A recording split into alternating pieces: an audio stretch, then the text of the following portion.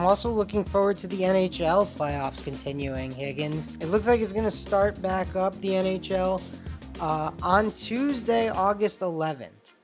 And we don't have the schedule of who's playing quite yet on Tuesday because as we are recording this, the Columbus Blue Jackets are facing the Toronto Maple Leafs in the final game of the qualifying rounds. But we do have most of the seedings. The winner of that game is going to face off against the Lightning, and the rest of the Eastern Conference is figured out with the Flyers facing off against the Canadiens, the Caps against the Islanders, and the Bruins against the Hurricanes. And I'll say firsthand, as a Flyers fan, watching them grab that number one seed was fantastic. They played great hockey against the Lightning on Saturday, and to not have to face the Pittsburgh Penguins and instead get to face the Montreal Canadiens, I love it. I think it's interesting. Like, McDavid went out, Crosby and Malkin went out. Panarin went out with the Rangers. So a lot of these like elite goal scorers went out, and the hot goalies continue to advance in the NHL. That's a theme of hockey typically, is getting that hot goaltender. I mean, rarely is it going to be these large scoring games. I mean, what's the saying in all sports? Defense wins championships.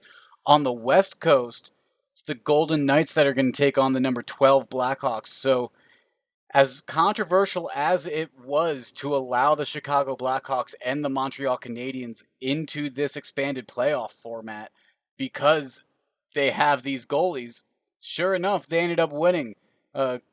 Corey Crawford and Carey Price both ended up getting it done for their teams. Yeah, no, that's huge. In the West, I think there's a hilarious goalie matchup. The Golden Knights traded Robert Lerner to the Blackhawks, and they get to play each other in the first round this year. That should be a very interesting matchup indeed. I think the Golden Knights should have that, though. It'll be interesting, though. The other matchups are the Avs versus the Coyotes, the Stars versus the Flames, and the Blues versus the Canucks. So we have some interesting matchups here in terms of some division rivals, some conference rivals, some teams that don't necessarily really like each other. And I think the Caps Islanders on the East is something I'm going to be really looking at. And then the Avs and the Coyotes, that intrigues me as well. I was betting against the Flames all series, so the Flames winning surprised me. But Dallas is a really good team. I don't know. Maybe the Flames are just a team that maybe it's a Canada's year. They haven't won a cup in forever. It's automatically going to be given out on their home ice. So maybe just the team from Canada takes it home this year.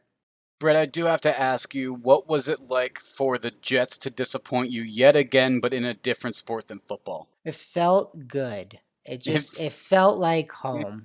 It felt like how it's supposed to be. What you're used to. Yeah. Of course, I find myself backing the Jets and being let down again. That's a great point, Higgins. Why do I do this to myself?